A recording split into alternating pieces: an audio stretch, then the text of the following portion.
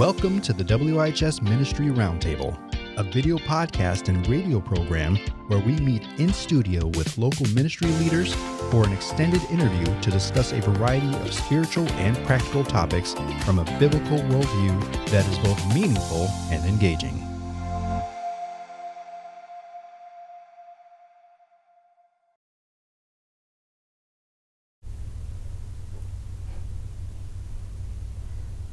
Welcome to the Ministry Roundtable. I'm your host, Eviana Bynum, and today we're going to be talking about Christians in media. But before we begin, I'd like for each of you to introduce yourselves. We'll start with Dr. Mel.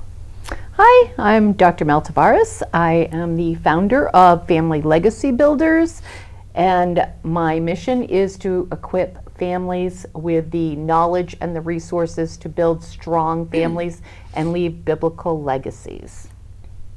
And I'm Pastor Jake Dell. I'm the pastor of the First Congregational Church in Woodbury, Connecticut. And I've been rebuilding this historic church and trying to help the church regain her voice in the public square. Hi, my name is Sarah, and I am the events and communications admin at Victory Church.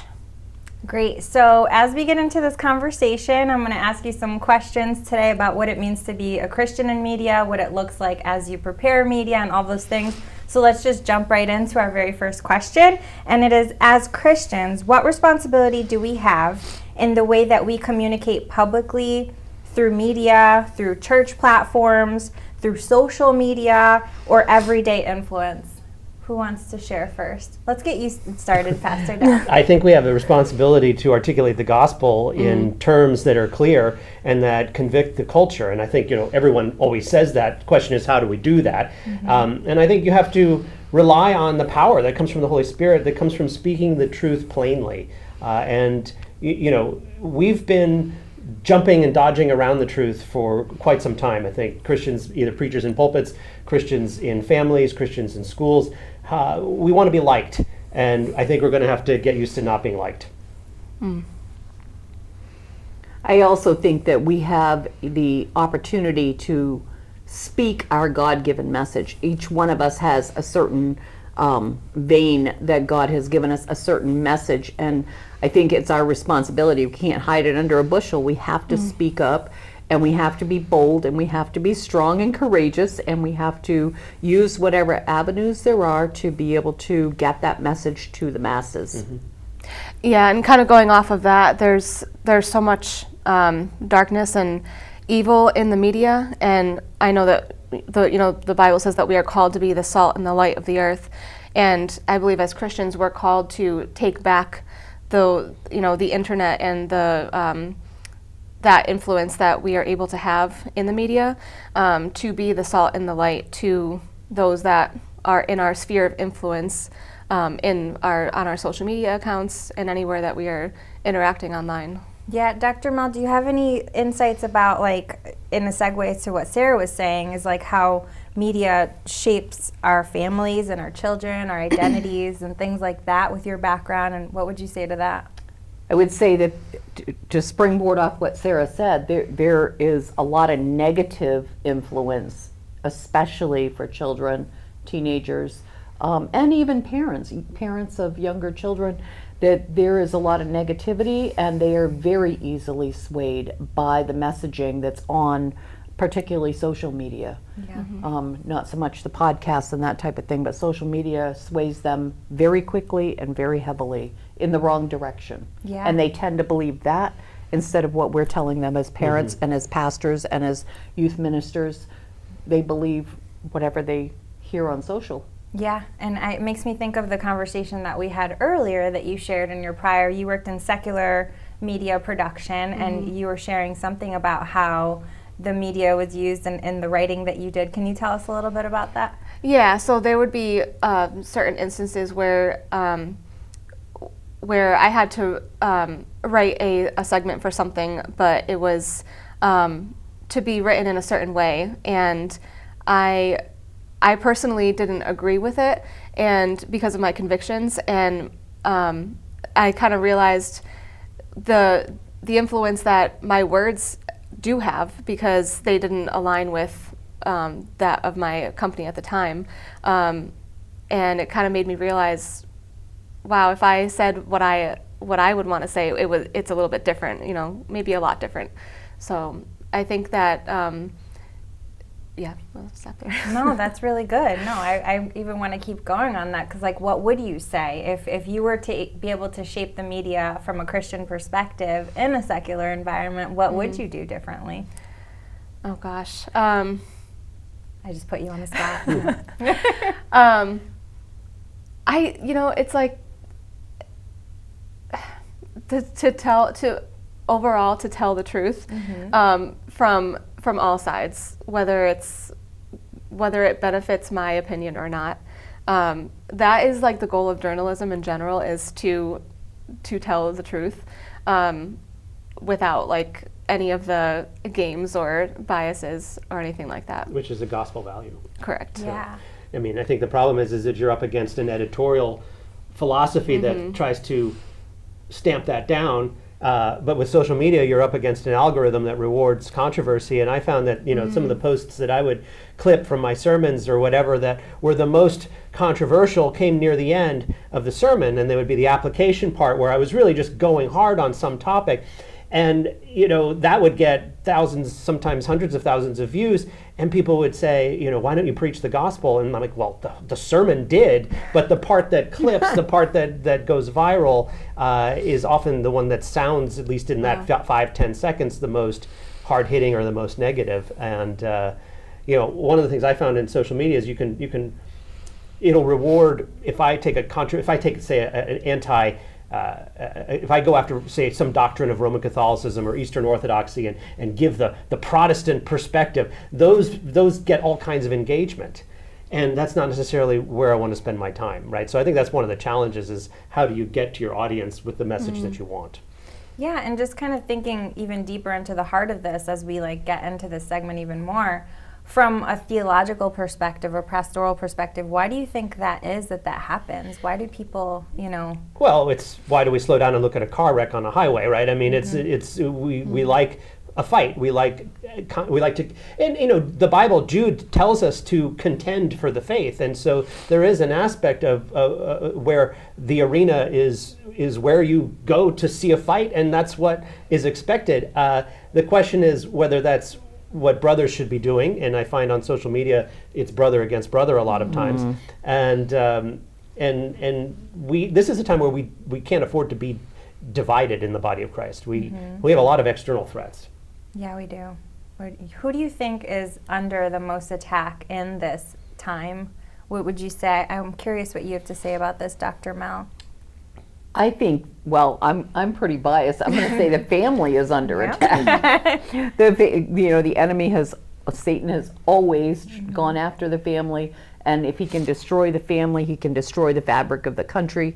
And we were built on family, and so he's after the family. One of the ways that that's happening, we just talked about, is he's going after our children through social media, primarily. Yeah.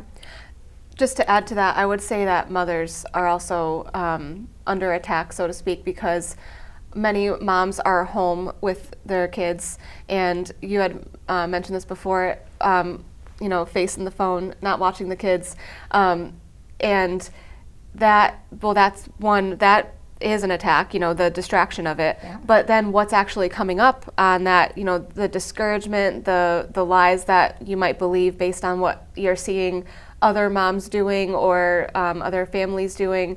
And when a mom is home with the kids, the mom is the heart of the home at that point. And if you're discouraging the heart of the home, then that's breaking down the family. True. Yeah. So what would you guys say in just a few words? What would you say when you hear the phrase Christians in media? What does that mean to you, Pastor Dell?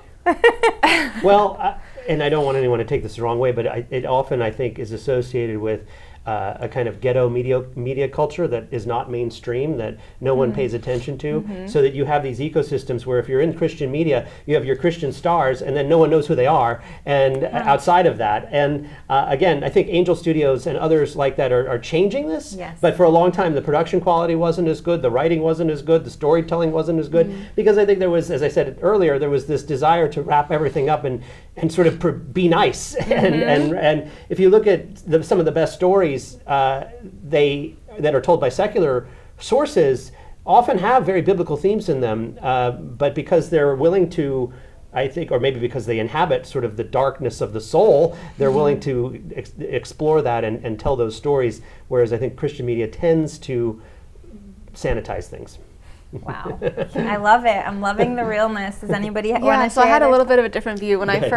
first heard this. I thought because my job was in media, I thought of like working as a Christian in media. Yeah. Yeah. So that's where my mind went first, and then I thought of social media and being a Christian and using social media and even the responsibility that comes with that. Yes, I love that. That's why we're all different perspectives here. That's so good. What Well, about you? my perspective is the platforms are there. They are not going away. They are increasing. There's new social platforms. There's new podcasts every day. We might as well use it for the good and the glory of God. We might as well jump Yes. on board and speak that message loudly, whatever that message is. Promote the gospel, promote those specific messages that we individually have been given. It's not going anywhere. We might as well take it back. And I think what Yes. I have found is just a willingness to step in and be controversial Yes. and trying to find the line where you're not being, I was going to say not being antagonistic, but of course I am, but not being cruel, not being, not lying, not being false, not bearing false witness. So the enemy does a good enough job with being wicked and evil. We don't have to make up things about him, right? So so we can hold ourselves to a standard of truth, but we shouldn't be afraid to have an edge. The algorithm will reward. It just becomes a question of, do you want to be fighting all the time? And Yes. and I think your perspectives may be different, but it is tiring. Yeah. Yeah. And here's like the perfect segue into our next question, which is, how can believers practice discernment and communicate truth with grace in a culture filled with competing voices? Who wants to share first? I mean, through prayer, like the first thing through prayer, if we're asking for discernment, it has to be through prayer.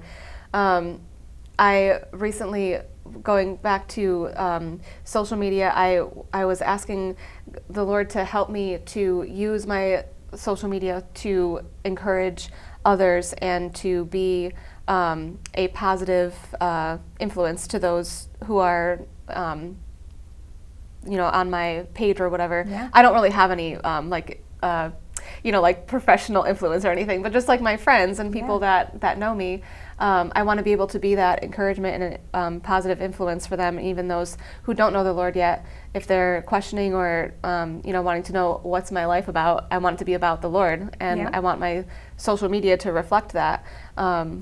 So prayer would be first. Yeah. Well, I'll take a little bit of a different spin and say I spend a significant amount of my time learning the craft. I was just in a training yesterday on how to change those algorithms on social media to what we want them to be. And one of the ways to do that is to learn what hashtags are going to get the attention. What is the AI algorithm right now? What are they looking for? How do you have the SEO rich, search engine, that type of thing. So learning how to do it well so that we can have an inroad and have the influence and the platform to speak that message. Yeah. It's like what Pastor Dell was talking about with Angel Studios, Right. upping their game. Upping the game, right? Yeah. Correct. And I think iron sharpens iron. I think this is where legacy media, I think, actually has still some influence. If you can get your story or get a placement in legacy media, you can then often parlay that into reach on social media as well. And I think, where I wanted to go with the answer to the question is the idea of mentorship and finding people who are with large audiences who have reach and tracking with them as trusted voices. I mean, I don't know how much you want to get into this, but one of the things you see right now with the algorithm online, particularly among young men, is this, lots of anti-Semitism, lots of neo-Nazi imagery that is really selling, right? I mean, this is the stuff that goes viral. And it looks like it's more legitimate than a lot of other sources out there. So I think part of the place that I've tried to occupy is that there is a counterweight to that. There is a legitimate position to take that is not anti-Semitic, that it does not lionize Hitler and the things that you see right now, but that is American and Christian and masculine and all the things you think that's going to, this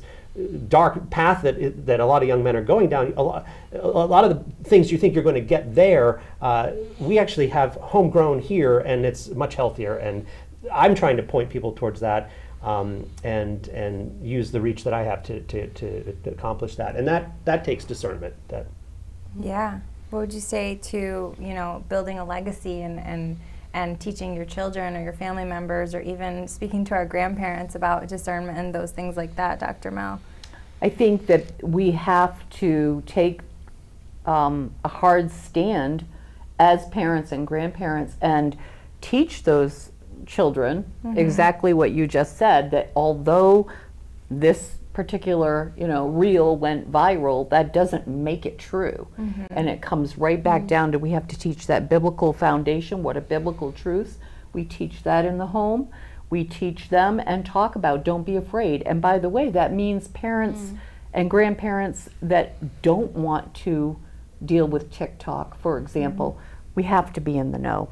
The ship has sailed. We have to be in the know. We have to know what's going on in their world, so that we can understand it and then address it from a biblical standpoint for those parents and I think the kids. Understanding how foreign that world is to us, Yeah. to parents, is even younger parents. I think even millennial parents have no idea. Well, maybe they have some, but this is not even 2007. And I say that year because that's the year the iPhone came out, right? So. Yeah. Right. And that's what I do, is help parents decode what's actually going on, what's the new platform, what's good, what's bad. Point them to resources like Plugged In, Focus on the Family, different things that can help us figure out what is the draw for these children to be on Roblox, for example. What's the draw? That's really good. Thank you for sharing. What is the draw? Yeah. What is the draw? They feel like they're a part of a community. Right. Yeah. They feel like they've got friends. They're not friends. Right. Yeah, and it feels real because they've faced a lot of different things that cause them to get plugged into community in the internet versus in person, and what they've faced during their upbringing, like the COVID pandemic and all of that. And that's what I found, even in some of the more controversial posts that I've participated in, you get really into it, and then you realize, as they say, touch grass. Nobody else is having this conversation. Nobody else is having this argument, right? And the people in the pew aren't. That having been said, these, as you say, TikTok, these platforms have real reach. They do have an influence. They have an absolute influence. I would say they have a much stronger influence than all of the parents, grandparents, and school teachers combined. Social media is their influence. Yeah. Yeah, and kind of going back to what you were saying about these programs that make kids feel included and have community. It's that our soul is longing for something, right? And as kids, if they're not taught what it is that's going to satisfy that in their heart, which Jesus is the only thing that's going to satisfy that in their heart, they're not going to know that what they're searching for is in the wrong place. So that's, as parents and grandparents, to be able to point them to the Lord and say, this is what you're feeling alone or isolated, but what you really need is to be around other your friends, and to go to church and to feel the joy of the Lord, and and it might sound cliche in the moment, but then once they get there and once they start doing those things, I'm sure it makes, I know for us it makes a huge difference, going to church as opposed to sitting home. That's right. Yeah, and what does it look like? I want to add to what you were saying. What does it look like to communicate truth without adding to fear, division, or outrage? What does it look like to communicate truth? To communicate truth to your children or the people around you. I'm curious what Pastor Dell has to say about this too. But go ahead, Sarah. To communicate truth, I would start. I guess I would start in the Word, and what does the Bible say? I like to before I say anything to anyone really. I like to go to the Bible and look for certain things that the Word would say about what my child is dealing with, or what I can do, what the Word says to help them with that thing. Yeah.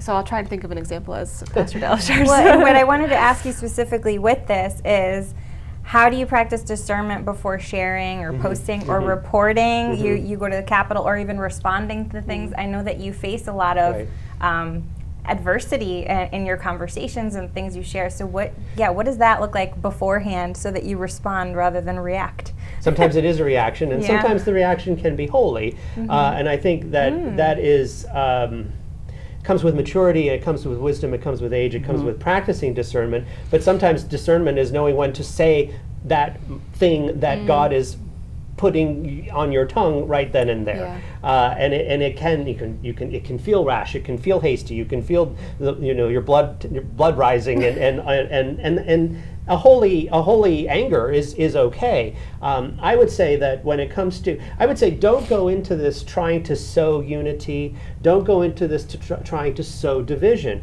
Go into this trying to speak the truth. Yes. God is the author of unity. God is the author of division, because I'm preaching on Matthew 13 this Sunday, the parable of the wheat and the tares, and Jesus is quite clear in that God will separate the two at the close of the age. It's ultimately not for us to save anyone, right? Christ is the Savior. I think of Esther. Think back to biblical times. Think of Esther coming before the king. Think of different Bible characters, if you will, people that lived in biblical times that had to have that courage to speak up. We're just using a different platform. We have media, different forms of media, to be able to stand before the kings. It takes boldness and courage and lots of discernment of knowing what to say, how to say it, how to be harmless as a dove, but still speak the truth. Right. And it's absolutely true. You have to be in the Word. Read your Bibles. By the time you read your Bible, you read it in your 20s, 30s, 40s, 50s. It's the same book, but it's a different book each time. And that, I don't know of any better tool for achieving discernment than Bible reading. Absolutely. It's cliche, but it's absolutely true. Yeah. So. Are there any certain lines that you've had to draw because of your convictions? Well, I think you could speak to that. Yeah. Quite the Yes. testimony you have. Yeah. Yeah, I would say without getting into specifics, but with like writing scripts and things like that. And I knew that there were certain things that I wanted to incorporate or add in, but I couldn't. So I would kind of have to get creative with the words that I was using and try and take away some of those, like, I want to call them trigger words, of like those like bias words that really point to one side versus another kind of thing, to like take those words out and make it more as neutral as possible. Those kinds of things, I felt like even though they were small differences in the way that somebody else might write, I felt like God had placed me where I was kind of for that purpose, to like make those differences for an audience to hear of a more neutral story, so to speak, than to hear only one side. Yeah. I used to preach that way too. Oh. It's the same, Yeah. pulling your punches in the pulpit. And then I decided the pulpit needed a bully in it. So I love it. I love it. Bring it on. But what are the signs? What are some of the signs that a message can be shaping us in an unhealthy way? And I think this applies to all ages, because everybody is dealing with scrolling and, going through all sorts of things. But how can people just be aware that something's shaping you, just taking you the wrong direction? when it affirms your worst impulses. And I think that the danger here, and again, you see this online, particularly among the bro community among young men, is that particularly young white men who will say that they have just been kept down, and told that they're the cause of every evil in civilization. So that's a grievance that they have, and then someone come along and fan that grievance and speak to there's an element of truth in it, because this kind of woke culture that has poisoned society. But then when that starts to feel too good, and you embrace a victim status, I think, and you start to believe that it's all somebody else's fault, these are the warning signs, right? And certain media figures, popular talk show people, I think, have gone in this direction. And when the conspiracy theory online that you're scrolling and the algorithm keeps feeding you just triggers that rush, that's a big warning sign. And the devil mixes truth with lies. So I would like to take the mental health component. Yes. So I spent a number of my career years as a mental health counselor and coach, and now talk a lot about it and the impact on people. When we start, let's just say you're scrolling only for an hour, when statistically it's 4 to 6 hours for adults, it's 8 to 10 hours for teens and children that are on screens. And when you start to feel that anxiety, when you start to feel like, oh, I'm not good enough, when you start to feel depressed, when all you want to do is doomsday scroll and not get up and do your tasks or go outside, that is just feeding the negativity so badly that before you know it, let's say that happens 5 days in a row, and now you start having very negative thoughts, and we have to take those thoughts captive. Yes. Yeah. The best thing we can do is put that thing away and walk away. But Yeah. it's very real, and it's a very big epidemic right now. Very real. Very real. Yeah, I noticed that, going off of how much time has gone by, if I find myself getting irritable, especially if my kids are around, I know that's a line that I've crossed, and I need to go back, because I might feel fine, where I am, but I can feel that irritable spirit that I'm like, okay, this is not right. I know this is not how I normally feel and not how I should be feeling. So that's where the line for me is that I've spent too much time, or I've viewed too many, I'm not doing enough of this, that, or the other thing as a mom. So now I'm irritated even with myself, but it's coming out in what I'm saying, or in my response to my children. So there's been more than one occasion where I've almost snapped at my wife and said, "Don't you know I'm responding to Trad Catholic 5002 right now? I've got to make this point about the Latin Mass," and it's like, no, stop. This has been so good. So, okay, we've really talked about our discernment. We've talked about ourselves and how we can respond as Christians. Now let's talk about the church, right? The church's use of media, because we're all involved in some sort of way, whether it be in the actual church as a pastor or even in our ministries that we run. How can churches and ministries use media effectively without losing the heart of ministry, discipleship, and actual real community? Because I know that's something that we all need to foster in what we do. Pastor Dell. I think I want to just pick up on the idea that what's happening online is both real and not real, right? You're talking about get outside, touch grass, face-to-face, brick and mortar, flesh and blood communities, all of that's true, but the world online is real, and I don't want to say that it's less real. So I think churches have to have some kind of presence.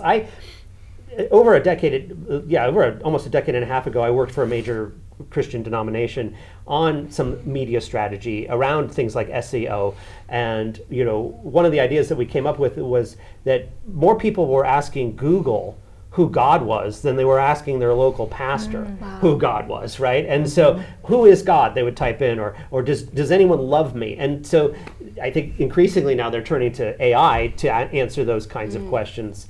So back then, I was proposing programs that would use paid search and SEO to surface content that the church had generated and place it high up in the search results when people asked those kinds of God questions, those meaning of life questions. Wow.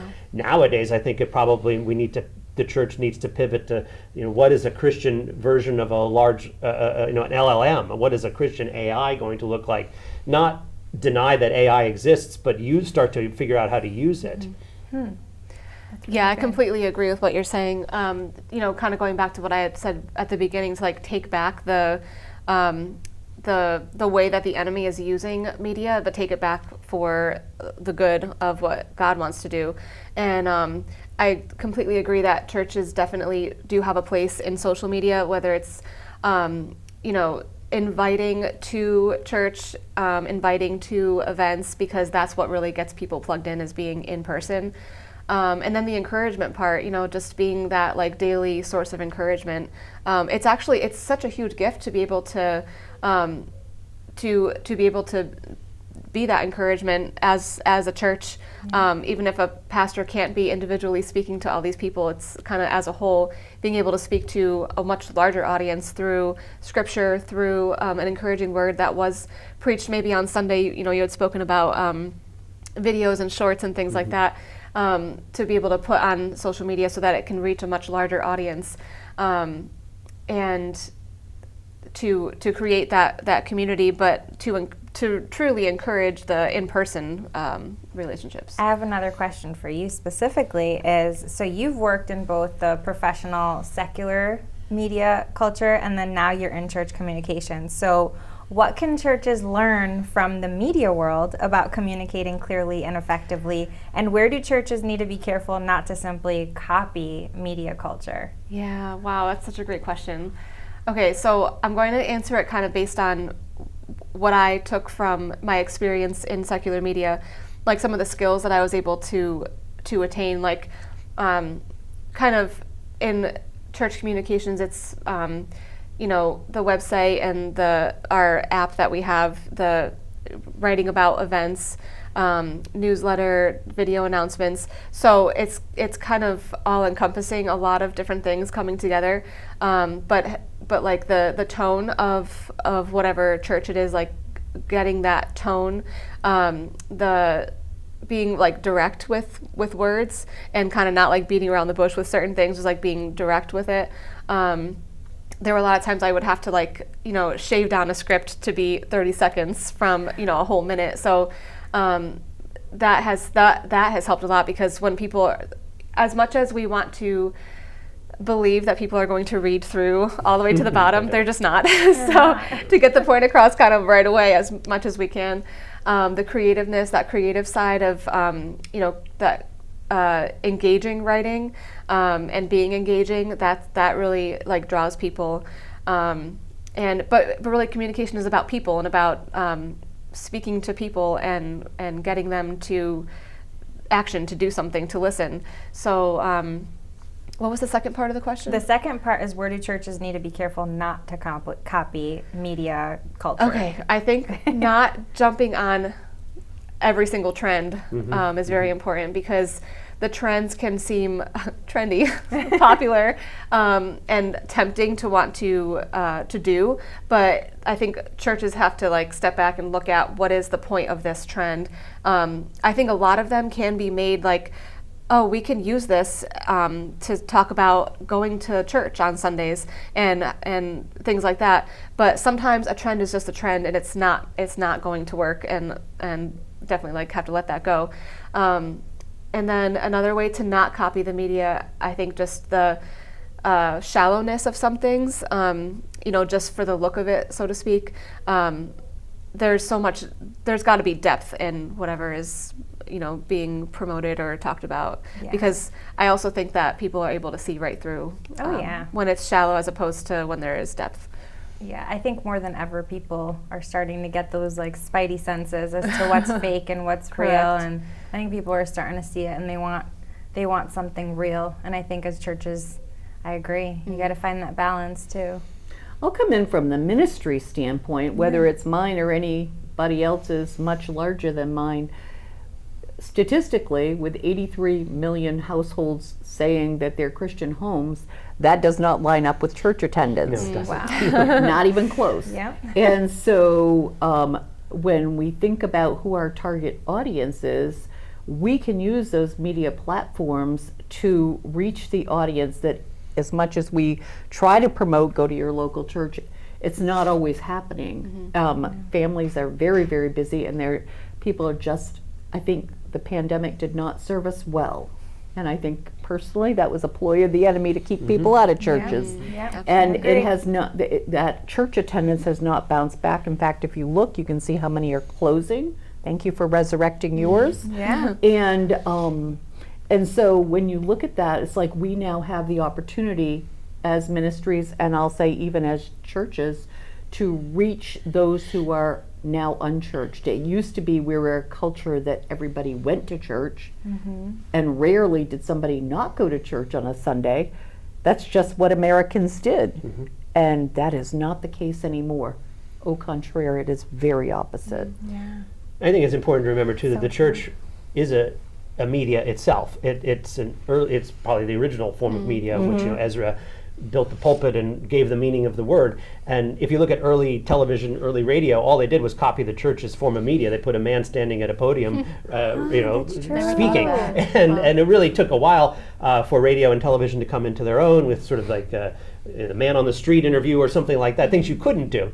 And then what you saw in the 70s was the church start to copy the studio experience. And so a lot of churches, you'll go into them, and it's like, this is a soundstage. And so I'm not saying that that's wrong, but that's, I think, an example of where the church has followed, because the culture has gone towards that, the church has followed it. And I think there's a recovery that can take place where the church, particularly one like mine, which is 360 years old, it's got some history to it.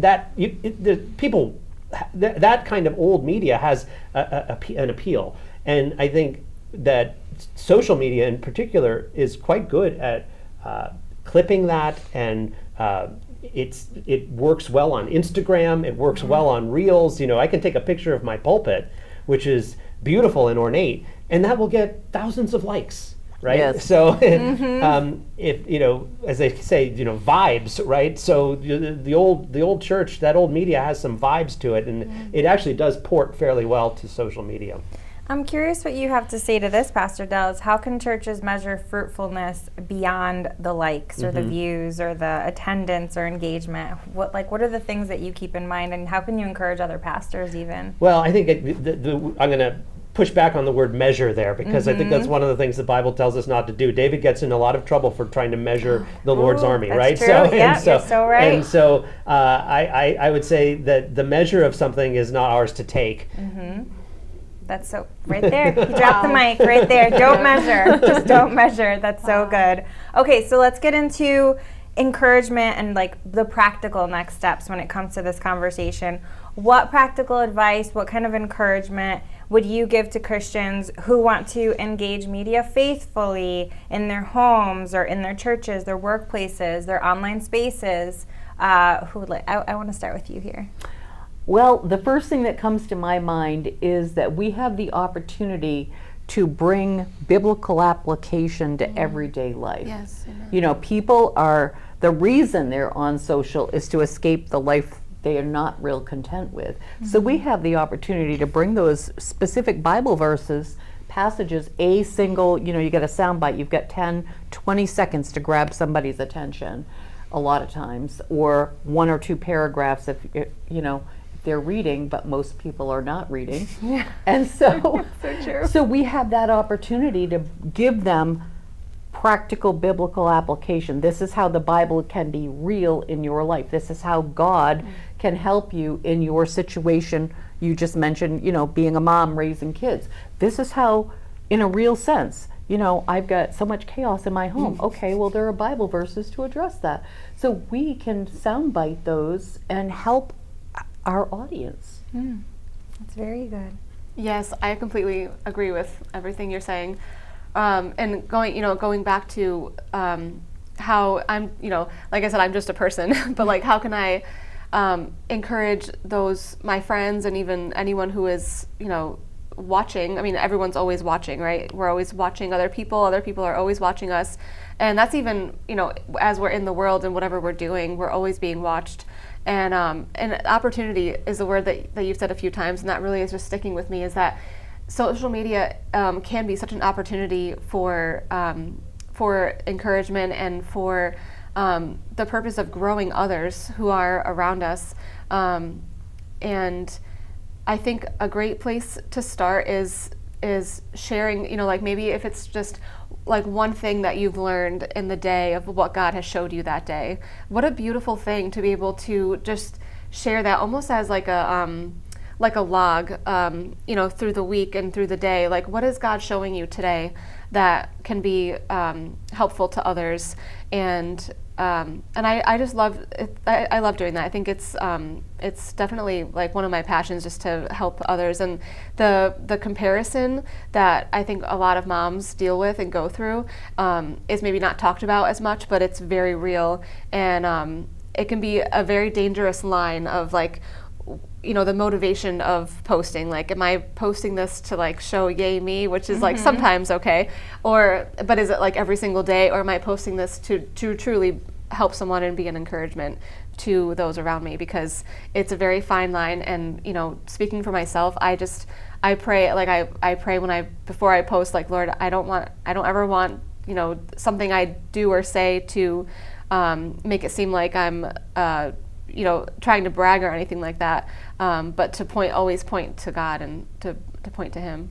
Yeah, that's so good. What about when it comes to serving behind the scenes, when you do in your creative ministry and your communications and things like that? What kind of encouragement would you offer to others who are doing similar things to you? Yeah, I would say in everything that you do it as unto the Lord. God sees everything, every small thing that is done, everything that is said, every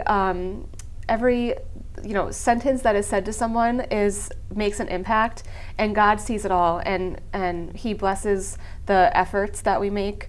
And I truly, especially if I ever get discouraged, I just always think, okay, I'm doing this for God, not for anyone else, not, even for myself, for, my earthly bosses whom I love.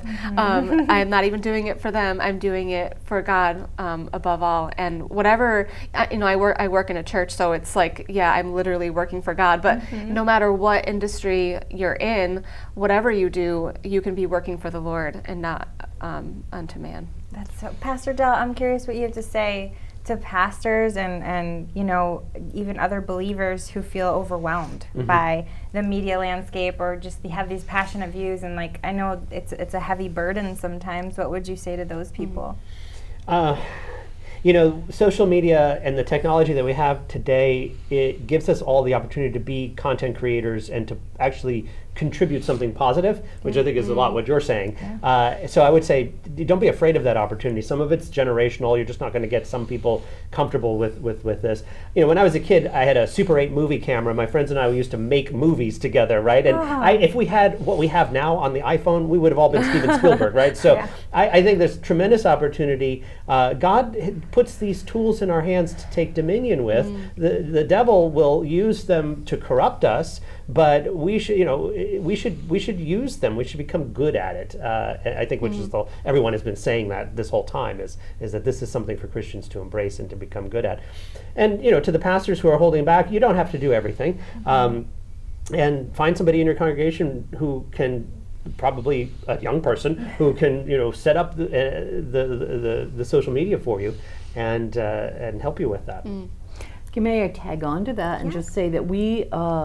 I just came back from a conference, a Christian Communicators Conference, and we talked a lot about that very question. And one of the takeaways is, for encouraging others, would be, we don't have to do all platforms or all forms. Find one or two things that are going to resonate with people and that you can handle well, or someone in your congregation can handle well. Do that learn how to do it, build the traction, And then once the traction is, you can add another one on, but you don't necessarily have to. So a couple, do a couple, don't do 10. And I have a little bit more of a follow-up with you is what about some practical wisdom for families? What about thinking legacy, navigating media together and things like that? What would you say to that perspective?